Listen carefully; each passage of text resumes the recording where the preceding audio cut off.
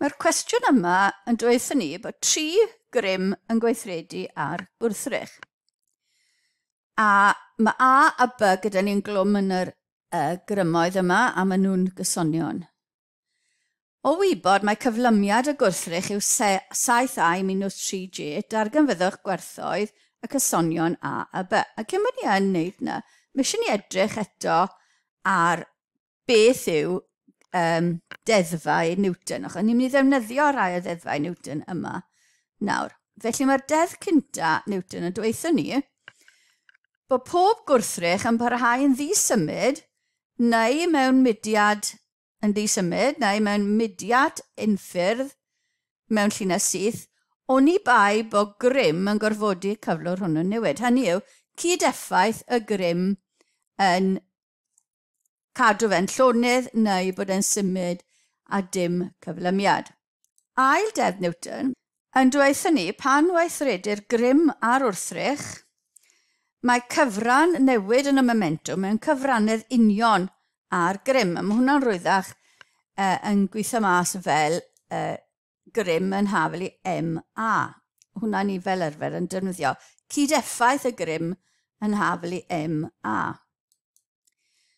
Neu achos bod ni'n trafod fectorau gyda ni fan hyn, vector cyd-effaith y grym yn hafel i M lluosur y vector ar gyfer y cyflymiad.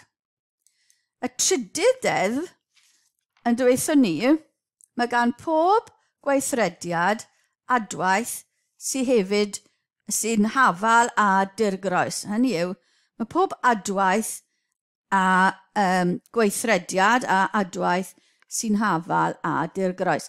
Os ni ystyried llyfr ar bwrdd, mae'r adwaith y bwrdd ar y llyfr yn hafal a dirgroes i pwysau y llyfr ar y bwrdd. Ni'n ôl at y cwestiwn nawr. Felly ni'n mynd i gweithio cyd-effaith y 3 grym mas. Felly ni'n mynd i adio'r 3 grym, y 3 grym yn y 2 gyfeiriad I a J. Felly ni'n gallu adio nhw yn rhwydd. Felly yr I yw 6 plus A plus 5 yn gyfeiriad I. Yng nghyfeiriad y J, mae dyn ni minus 7 plus 2 plus B. Felly mae hwnna yn symleiddio yn rhoi 11 plus A yng nghyfeiriad I a B minus 5 yng nghyfeiriad J. Felly dyna'r grym cyd-effaith.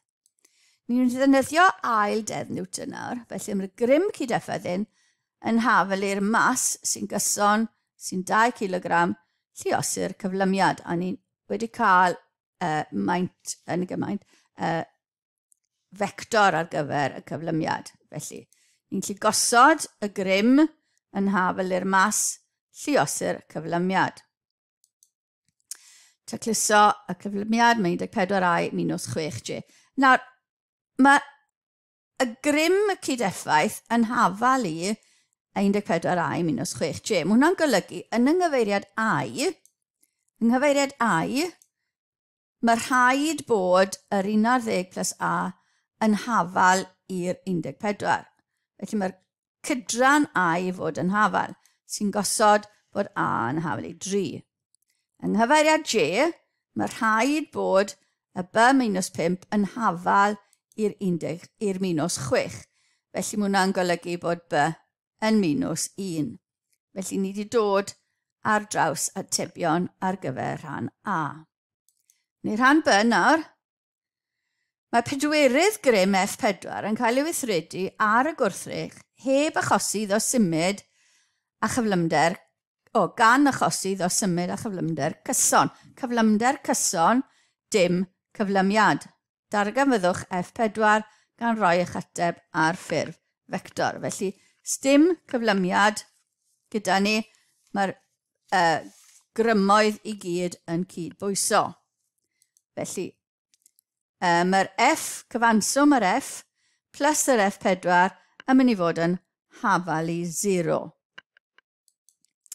Felly, 14i minus 6j oedd dynnu fel cyfanswm y grymoedd, 1, 2 a 3, plus yr F4 yn hafel i 0. Felly mae F4, fi'n gallu adio, neu tynnu 14i minus 6j o'r ddau ochr, a fi'n cael bod F4 yn minus 14i plus 6j. Felly mae effaith F4 yn negyddu yr cyflymiad. A dyna ateb rhan B. Ni'n mynd i edrych nawr ar agweddau o ail ddeddf Newton. Hynny yw Grym yn haflu M lluosi A, yr cyflymiad. Neu mae F mewn cyfrannedd a A. Neu, wedi gwir, mae F mewn cyfrannedd ar newid yn momentwm. Newid dros amser yn momentwm.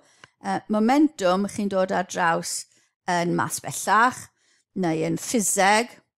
Ond gyda ni fan hyn, mae M yn ffwythiant amser, yn newid gyda amser, a mae V yn newid gyda amser.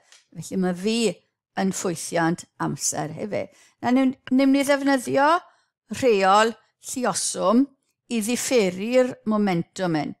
A ni'n gallu differu lluoswm, a byddwch chi'n neud yna yn A2. Ni'n differu lluoswm mewn ffordd fach syml, sef chi'n cymeryd yr un gynta a differu'r ail, plus chi'n cymeryd yr ail un a differu'r un gynta. So M lluosi differiad y V plus V lluosi differiad yr M yw differiad M lluosi V. Na M a V ddim yn gysonion. Ond os yw M yn gysonyn, hynny yw dwi ddim yn newid gyda amser, bydd differiad M gyda T yn 0.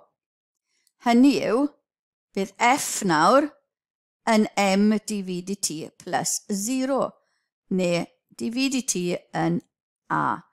Hynny yw F yn haflu M A. Na lle mae hwnna wedi dod.